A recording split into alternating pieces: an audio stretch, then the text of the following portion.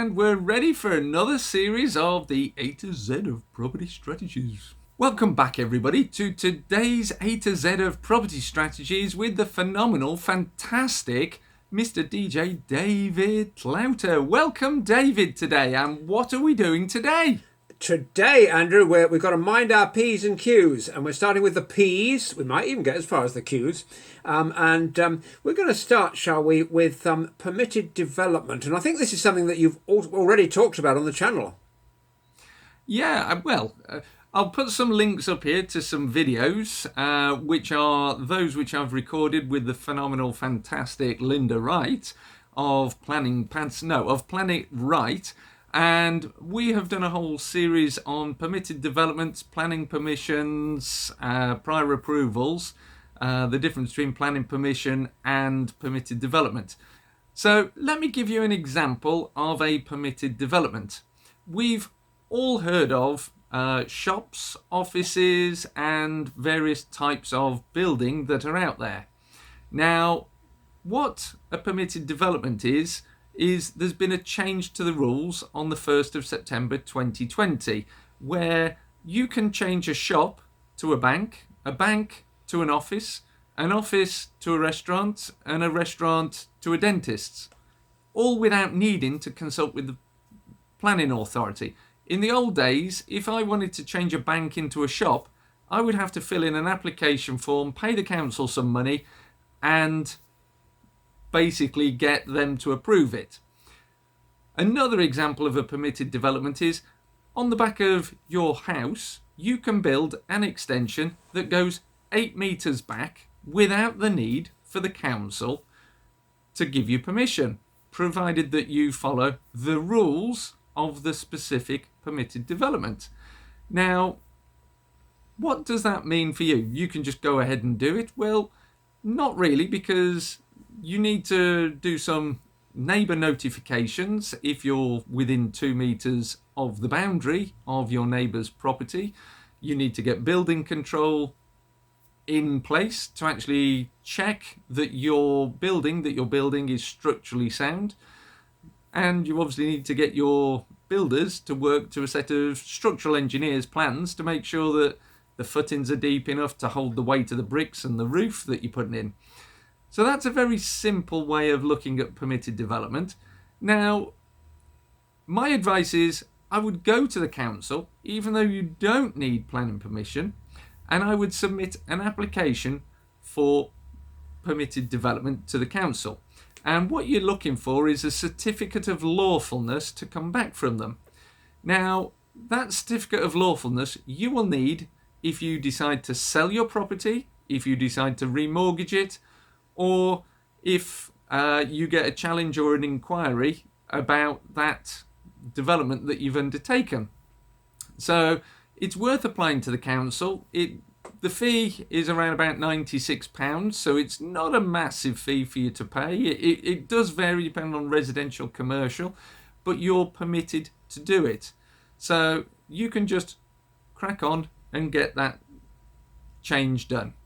So David, bit of an in-depth example with a couple of residential and commercial references there, but that's what a permitted development is. Fabulous, and I think there's a lot of opportunity there for a restaurant with a dentist at the back, don't you?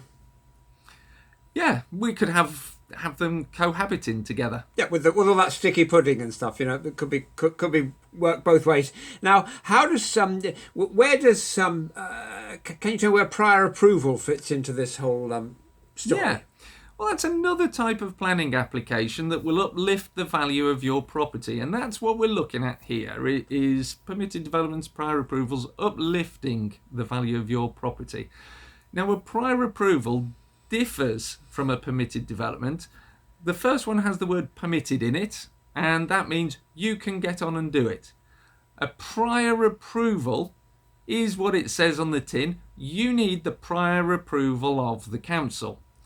However, unlike a planning application where you need to submit detailed drawings, types of materials, the impacts on various things in the neighbourhood, a prior approval is a simplified process. It's simplified to the fact that you just need to comply with 5 different criteria and provide an outline sketch of your building. Now, an example of a prior approval is an office to residential conversion, which is a Class O conversion. So, because you need a prior approval, you submit your scheme to the council and they will review it for transport, flooding issues, noise or contamination issues, to basically say yes or no, you can do this. You don't need to provide materials because generally a prior approval, you're doing works internal to the building. So you're not doing anything that would upset neighbours or cause problems. Let me give you an example of a prior approval. There is a shop on the high street. The shop is a little bit too big for modern shops, so we decide we want to make a flat to the rear. Under Class M prior approval, we can apply for the ground floor to be converted to a flat or a portion of it. However, under the system pre 1st of September 2020, we used to have to go back to have windows put into that rear shop space so that we can get natural light.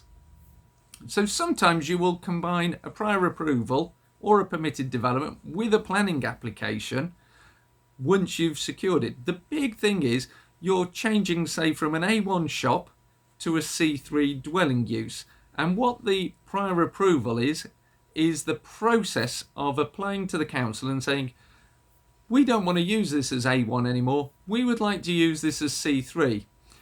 Statute says we can do that, subject to us not being in a conservation area, subject to us not being in a flood zone, subject to it not impacting highways, blah, blah, blah. Therefore, please approve this application to change use. However, if there's no windows at the back, you'll have to go back and ask them under a planning application to put windows in. So that is what a prior approval is, David.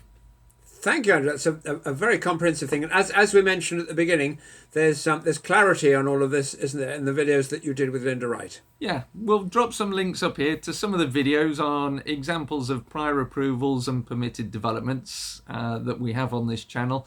And there are more coming as well. Stay tuned. Excellent. If you like what we're doing, by the way, please feel free to share this with your friends. There's a share button up there. And also subscribe if you like our content as well. And hit that like button because it's great for David and I to know that we're actually giving you content you like. And don't forget, if you've got any questions, we do answer them if you drop them in the comments box below. And I've actually subscribed, so it's not just, we're not just talking the talk, we're walking the walk. Absolutely. Now, not somewhat related, actually, and I'm going to need your help on this next one. We've got two very similarly titled things, planning uplift and planning gain, and I haven't the foggiest about what the difference is. Right, okay.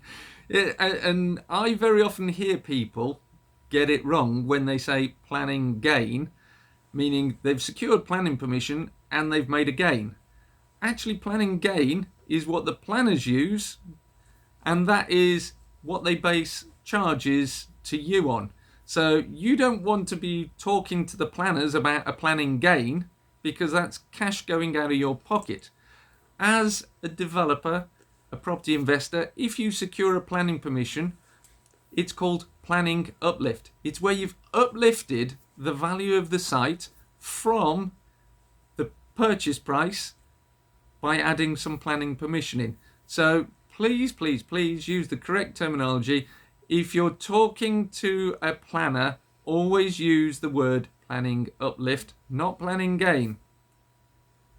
That's good to know. That's good to know. And can you think of kind of like specific examples where we might, by doing a simple thing, get a massive uplift on some kind of development that we were working on? Yeah, well, a very simple one would be securing, say, a permitted development or a prior approval to convert an office or a shop into residential, because the residential values per square foot are higher than the commercial. So simply by getting a planning permission to change from an A1 or a B1 use into a C3 use will uplift the value of that building. And you can crystallize that by perhaps selling out into auction. Another example could be you've got a rather large back garden, David, and we slice off 5 acres. We then secure some planning permission on that, and we've uplifted the value of it from the value of a garden to the value of a development plot.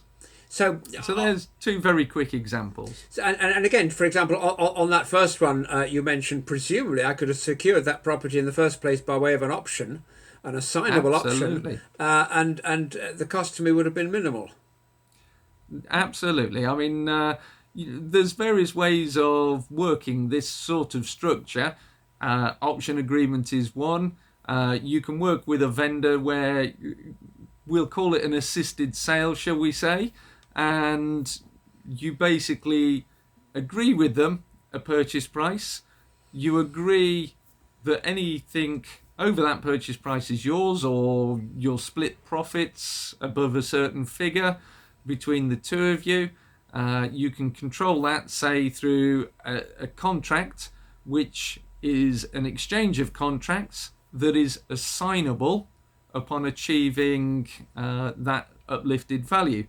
So you can then flip that out, say, through auction, or you can flip it out through an agent to basically get the sale going through. And then, the only downsides to me are the cost that I might have had to pay to the planning consultant, the cost of any legals, that kind of thing, auction fee, but it certainly limits my exposure. Yeah, but it's bringing in your expertise into the transaction that generally the vendor doesn't have. And if that seller is struggling to know how to get planning permission, and a really clever way of doing this is look for planning permissions that have failed. Because often you'll find people who've gone, I really wanted to do this and I can't do it, and I was trying to uplift the value and sell it. Well, if that's the case, just have a look at the planning applications, the ones that have failed, and then go and approach those people if you've read the planning that they'd applied for and worked out why they failed to get it. And if you can fix that problem, then you can uplift the value for them. Yes, fantastic. It's a great opportunity, as are so many of the things that we talk about in this series, and I hope people are enjoying it and finding it useful. Yeah, I have no idea where all this comes from. I mean, it's complete mystery to me. Well, we pluck it from the ether, don't we? That's what happens. And the next thing to pluck, P is that for... like a Cat 5 cable? more or less. Yeah, it's funny that wireless today. And with that, we better have a little funny cat video here, because everybody loves a funny cat video. They do, and wireless in 2020 means a completely different thing from wireless in 1920. Isn't that a thing? Well, even in, perhaps, was it 1970, where wireless was Radio Caroline? Well, indeed, and those were the days. Hoist the Jolly Roger, and so forth.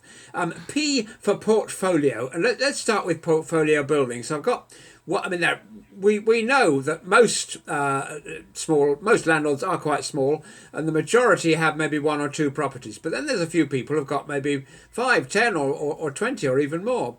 So how do we build from that one buy-to-let into numerous ones? What's the best way, do you reckon? I don't know, David. Well, back to me then. Joking apart. But no, well, there's various ways that you can build a portfolio. You can hire somebody, a portfolio builder service. There are a number of them out there. Will they actually get you the best products or the best properties for you? I don't know. You'd have to do your own due diligence on the person, the company, and the properties that they propose to you. You can go out and secure your own properties, which could be buying single houses, keeping them as single houses and letting them out, converting to HMOs, serviced accommodation, taking something like commercial and making your portfolio that way. So you can very quickly, say, buy an office block or a commercial building, convert that into a number of residential flats, studios, apartments, or a sui generis HMO, and then you have quite a wide number of properties built up very quickly in your portfolio. Alternatively, you could buy one this year, let the market do its little magic when the market is on an upwards turn, and in a year's time, perhaps refinance it, take out the deposit money you'd used, and use it to buy another one. So there's various ways you can build a portfolio. Some of it's what could be termed momentum investing, and some of it's hands-off using a third-party service, and some of it's adding value to buildings. Now, how would you go about it, David? Well, anybody who knows me knows I'm a bit on the geeky side, and so whichever of these methods that you've recommended there, or just mentioned really, or other methods besides, I like to drill down on the numbers and take a look, and I would need to have very strict criteria of what works for me. So that, for example, if I was going to a portfolio builder, I would say, I want blah blah town, blah blah city, or in the countryside, I'd specify location, I'd specify the type of property that I wanted, and I'd have to specify the yield, or if you like, the return that I'm going to get off that property, because if you're looking to just have the one property, the yield isn't that too critical. It just makes the difference of whether you'll be able to have a Mars bar every day for supper or only 3 a week. But as you scale this, there are both economies of scale, and there are both, if you're not quite hitting the targets, that's going to magnify. And when I bought my first property, it wasn't really paying its way, and I was subsidising it a bit from my day job. I couldn't have done that times 20 when the interest rates, in my case, hit 15, or was it 16%. I was working lots of overtime in the day job just to keep the property going. That's, I think we spoke about negative gearing in the ends, and I was about to say, that sounds to me like negative gearing, David. Absolutely so. So if you'd like to refer back to that particular video, it's all elucidated there. And there's a link to that video just up here. Absolutely so. But making the numbers work for me is the key thing in safe portfolio building. Building a house on with proper foundations on the right kind of soil versus, and I used to own a house that was actually literally built on sand, like that tale of the fellow who built his house on sand. And this is true, some Victorian builder fella took away all the soil 150 years or whatever and replaced it with sand. So there was this row of 3 or 4 or 5 Victorian houses here in Cambridge, which had to have rather extreme works done on them, of which mine was one. Some of the neighbours, perhaps slightly less experienced in the property game, or possibly their problem was worse than mine. Some of these guys actually completely demolished the back half of their Victorian houses and rebuilt them from scratch. And I was able to get away with a lot of concrete pumped under it and some of those kind of stilty things to hold it all together, which it did very effectively. But that is also just a little aside there. Wow. I was going to say, I learn something every day. I mean, how is this built on? It sounds like the River Thames, that does. Aren't all of those on shallow or soft ground? So, let's go to Cornwall or Devon. Build it on the beach. That's an idea. Don't build it on a Spanish beach, because the authorities will come along and bulldoze it about 3 months after you've bought it. Always happens. And David, we've got to that time of the show where we've run out of time. So thank you very much for joining us today, everybody. If you've loved what we're sharing with you, please hit the share button and share with your friends. If you have a comment about what we've said, you agree or disagree, or you think we've missed something out, drop it in the comments box below. And by all means, subscribe and like the videos, because David and I absolutely love it when you like the videos. We put so much time and effort into researching this that please hit the like button, hit the share, and hit the subscribe, because that will help these videos get seen by other people who could benefit. And David, it's goodbye from me today. I was just going to say, you know what they say? They say, we'll meet again, don't know where, don't know when. But I suspect it'll be in a week's time, and I suspect it'll be here on this channel. I think you're right. And on that note, it's goodbye from me, Andrew Roberts. Goodbye from me, David Clouter.